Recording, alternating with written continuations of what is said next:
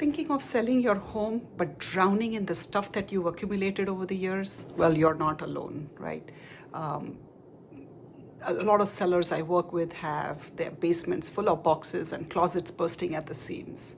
And downsizing these possessions is the number one thing that stresses out the sellers. And the idea is, let's have a 5-step game plan to save your sanity, right? So these are the 5 things that I'm going to recommend today.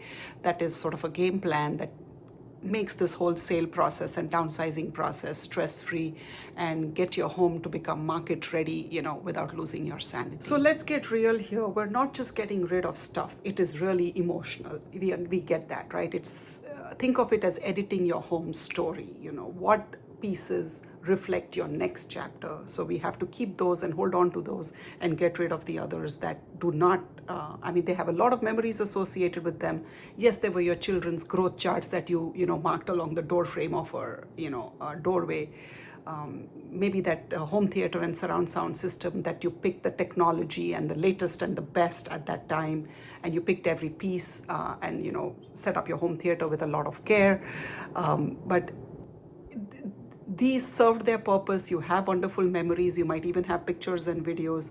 Now they will serve someone else's story. All those are fabulous pieces and things that that formed the last phase of your life. But if they do not have place in the next phase, they need to find another home, basically.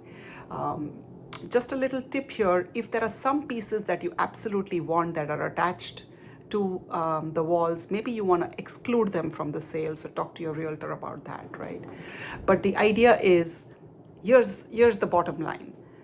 Less stuff is more space, right? More space equals a higher perceived value to the buyers, and that equals to more dollars in your pocket.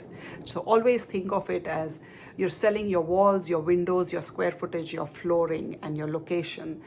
You're not selling your possessions, and you don't want the buyers to focus on that as they walk through. The next step is sort with strategy, right? Like you have to have a sort of a game plan. You have 4 piles at this point. You have keep, donate, sell, and trash, in that order. There are some that are very clearly hitting those really specific areas. This you're definitely keeping. This you're definitely trashing. But there are a lot of gray areas as well. So it's okay, start with the least sentimental of rooms. You're going room by room. You want to start with the rooms that you're not too sentimental about, like your pantry, your garage, your linen closet, right? And start sorting through the stuff, and it will build momentum, right? So they may be in the wrong pile at one point. So you may find something in your keep pile which you later feel like, this needs to be donated.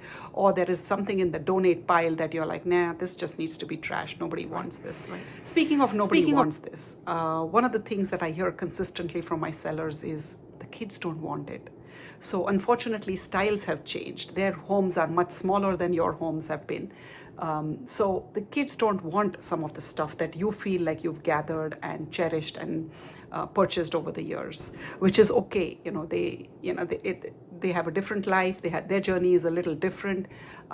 You can take pictures of the items as you're sorting through them and ask them if they really want something, or if they don't care, well, it's time for it to go. So now step 3 is make sure you have the right tools, for the process, right? Some people need label makers and post-it notes and a lot of bubble wrap and boxes and things like that. Whatever works, equip yourself, right? Some other people just need a glass of wine, and that's plenty, right, to walk you through this journey. So there are places where you can sell your stuff. The first thought that comes to mind is, do I have antiques that will fetch money? Do I have, is there something like an estate sale that I need to plan in order to be able to sell my stuff? Or should I put it on Facebook Marketplace and make some money? And so, you want to start early on and be able to explore, be safe, don't have any strangers come to your house. Check your local township. Euclid Township, for example, encourages these Facebook Marketplace pickup drop-offs to happen in their parking lot. So, go during the daytime, use their parking lot for things like that. So be safe when you're trying to sell to strangers. But there's also these donation services, right? So there's Salvation Army or Goodwill stores or, Habitat for Humanity will come pick up stuff. There's veterans charities that will come pick up stuff. But they all have their idiosyncrasies. They have their rules, they have their schedule. So again, the idea is start early, right? Say, for example, if Habitat for Humanity, there is a store in Coatesville, there's another one in Phoenixville. You can go online and they're called Restore, those are the Habitat for Humanity stores. You have to go online and upload pictures of the items that you want to donate, and they will email you back. They may approve or not approve. Another thing is most charities will not go upstairs or downstairs to grab your the heavy furnitures. They want it to be in the garage or the driveway, and that's when they'll take it from there, because they bring those doilies and little forklifts, and also it has to be conducive for them to pick up heavy stuff, because they're not going to lift it from your bedrooms or from your garage, from your basements. So there are all these rules that you need to understand, and they will schedule you out. So for Restore, once you've uploaded the pictures and they approve of the items that you want to donate, they will schedule. They'll say, okay, 2 weeks from now we'll have a truck in your area, and we will call you as we get closer and pick this up.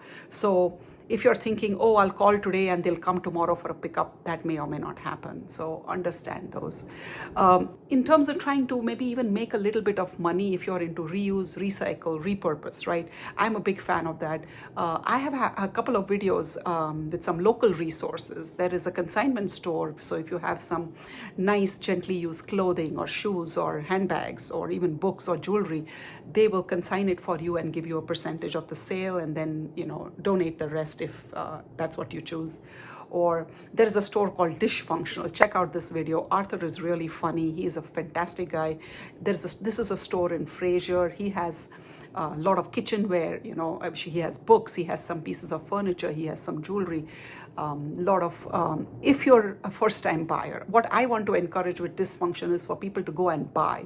Yes, you may ask if he wants to, buy your stuff, but if there are some young ones watching this video who are first-time buyers who don't have a whole lot, consider going to these places to actually buy.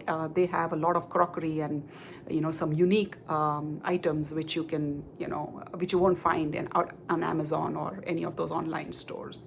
So the more you buy, the more they're able to get from these downsizers, and that's how we keep it rolling, right? So check out the video on Dysfunctional, check out the video on the Bela Boutique and Consignment Store, local resources. If you need another consignment store for furniture, I have some options as well. So talk to your local realtor, they will have some options.